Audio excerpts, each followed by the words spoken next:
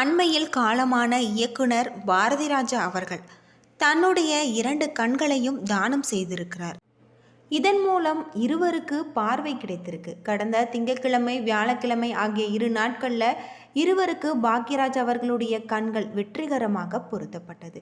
தன் கண்களை தானம் செய்த பாக்யராஜ் அவர்களுடைய இந்த செயல் கண்தானம் குறித்து விழிப்புணர்வு ஏற்படுத்தியிருக்கு. பாக்யராஜ் அவர்களுடைய கண்களை தானமாக பெற்றவர்கள் குறித்த விவகாரம் இந்திய மருத்துவ விதிகளின்படி வெளியிடப்படவில்லை. பாக்யராஜ் காலமான பின்னர் அவருடைய உடல் பொதுமக்களுடைய அஞ்சலிக்காக அவரது வீட்டில் வைக்கப்பட்டது. நூற்றுக்கணக்கானோர் அவருக்கு அஞ்சலி செலுத்தினாங்க.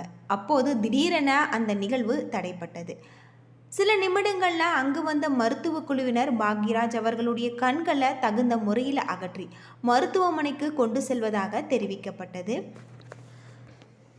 பிரபல இயக்குனர் பாக்யராஜ் அவர்கள் கடந்த 27ஆம் தேதி மாரடைப்பு காரணமாக உயிரிழந்திருக்கார். ஆனால் அதற்கு சில நாட்களுக்கு முன்பாக அவர் கோவாவில் நடந்த நடிகை குஷ்பு அவர்களுடைய மகள் திருமணத்தில் கலந்து கொண்டார். இதில் மகிழ்ச்சியுடன் கலந்து கொண்டு அவர் திடீரென இருந்தது திரையுலகிற்கிடையே பெரும் சோகத்தையும் அதிர்ச்சியும் ஏற்படுத்தியது. ரஜினி, கமல் ஆகியோர் தொடங்கி பல்வேறு திரை பிரபலங்கள், முதல்வர் விஜய், முன்னாள் முதல்வர் மு.க. ஸ்டாலின் உள்ளிட்ட பல்வேறு அரசியல் தலைவர்களும் நேரில் சென்று பாக்யராஜ் அவருக்கு அஞ்சலி செலுத்தி வந்தாங்க. இதையடுத்து 72 துப்பாக்கி குண்டுகள் முழங்க அவரது உடலுக்கு அரசு மரியாதை செய்யப்பட்டு பின்பு தகனம் செய்யப்பட்டது. இறப்பில் ஆரம்பம் முதல் இறுதி வரை பாக்யராஜ் அவர்களுடைய இயக்குனர் பார்த்திபன் உடன் இருந்து பெரும்பாலான வேலைகளை கவனித்து கொண்டார். இதையடுத்து பாக்யராஜ் அவர்களுடைய நினைவுகள் குறித்து தற்போது பல யூடியூப் சேனல்களிலுமே பேட்டி கொடுத்து வந்திருக்கார். அந்த வகையில் ஒரு பேட்டியில் பாக்யராஜிடம் தன்னுடன் வேலை பார்த்த உதவி இயக்குனர் இவர்களுடைய கருத்துக்களை எனக்கு மெசேஜ் செஞ்சிருக்கார் என்று தெரிவித்தார். இதனால் யார் அவர் என ரசிகர்கள் கேள்வி கேட்க சிலரை யுகித்து வந்திருக்காங்க. இதற்கிடையில் மற்றொரு விஷயத்தையுமே பார்த்திபன் பகிர்ந்திருக்காரு. அதாவது தென்னிந்திய திரைப்பட எழுத்தாளர்கள் நிரந்தர கௌரவ தலைவராக பாக்யராஜ் இருக்க வேண்டும் என்ற கோரிக்கையை முன்வைக்க போவதாக தெரிவித்தாங்க. இந்த நிலையில் பார்த்திபன் அவர்களுடைய கோரிக்கை நிறைவேற்றப்பட்டது. அதை அவரே தனது எக்ஸ் பக்கத்தில் தெரிவிச்சிருந்தாங்க. மேலுமே அவர் கூறிய உதவி இயக்குனர் மெசேஜ் குறித்து பதிவிட்டிருந்தார். அந்த பதிவில் அவர் குறிப்பிடப்பட்டது, பாக்யராஜ் சார் பற்றிய என்னுடைய பேட்டிகளில் மனிதாபிமானமற்ற ஒரு மனிதன் கக்கிய விஷயத்தை பற்றியும் அதனால் ஏற்பட்ட வருத்தத்தை பற்றியும் இந்த விஷயமின் பெயர் குறிப்பிடாமல் பேசியிருந்தேன். அந்த நபர் இவராக இருப்பாரா என்று யுகத்தில் சிலர் தவறுதலாக என்னை மரியாதைக்குரிய இயக்குனர் பாண்டியராஜ் மற்றும் ஆர். சுந்தர்ராஜன் ஆகியோர் மீது கோபமான கருத்துக்களை பதிவிட்டிருப்பதாக அறிந்து மிகவும் வருத்தமடைகிறேன். அந்த நாகரிகமற்ற நண்பரின் பெயர் யாருக்கும் தெரியாமல் போகட்டும். கூட என்னுடைய நினைவுகள் பெட்டகத்திலேயே அவர் கக்கிய விஷமும் கரைந்து போகட்டும்.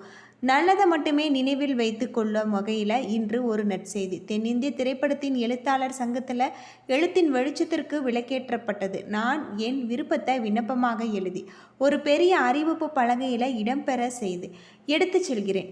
அது மட்டும் இல்லாமல் அந்த விண்ணப்பம் என்னவென்றால், தென்னிந்திய திரைப்பட எழுத்தாளர் சங்கத்தின் நிரந்தர கௌரவ தலைவர் கே. பாக்யராஜ் என்பதே அப்படின்னு சொல்லியிருக்காரு. இதற்கிடையில் அவர் இப்படி கண்தானம் செய்தது ரசிகர்களிடையும் அவருடைய திரையுலகத்திலுமே சிலருக்கு மிகவும் ஆனந்தத்தை தரக்கூடிய வகையில் அமைஞ்சிருக்கு. இரண்டுமே நம் உலகத்தை பார்க்கக்கூடிய அளவுக்கு அவருடைய கண் தானம் செய்யப்பட்டது மக்களிடையே பெரும் சந்தோஷத்தை ஏற்படுத்தியிருக்கு அப்படின்னே சொல்லலாம். அவர் இருந்தாலுமே அவருடைய கண்கள் மூலம் நம்மளை பார்த்து கொண்டிருக்கிறார் என்று சந்தோஷமான செய்தியில் மக்கள் பலர் இருக்காங்க. பாக்யராஜ் மறைந்த நாட்களில் இருந்து இறுதி சடங்கு வரை குடும்பத்தாருடன் நின்று ஒவ்வொரு பொறுப்பையும் பார்த்து கொண்டவர் பார்த்திபன். பாக்யராஜ் உடலின் மீது அவர் எப்பொழுதுமே பயன்படுத்திய பேப்பர் பேனாவை வைத்து வழியனுப்பது முதல் அன்புடன் உங்கள் பாக்யராஜ் என்று எழுதப்பட்ட அட்டையை அவருடன் சேர்த்து அனுப்பியது வரை ஒவ்வொரு விஷயமும் ரசிகர்களை நெகிழ வைத்தது. நேற்று கூட அவர் வெளியிட்ட பதிவில் பாக்யராஜ் அவருடைய பெயரில் திரைப்பட எழுத்தாளர் சங்கத்தில் நிரந்தர கௌரவ தலைவர் என மரியாதை வழங்கப்பட இருப்பதாக மகிழ்ச்சியுடன் தெரிவித்தார். அத்தோடு சங்கத்தின் புதிய கட்டிடத்திற்கும் பாக்யராஜ் அவர்களுடைய பெயர் சூட்டப்பட இருப்பதாக கூறி, என் குருவுக்கு நான் செய்ய முடிந்த சிறிய காணிக்கை என்று உணர்வோடு எழுதியிருக்கார்.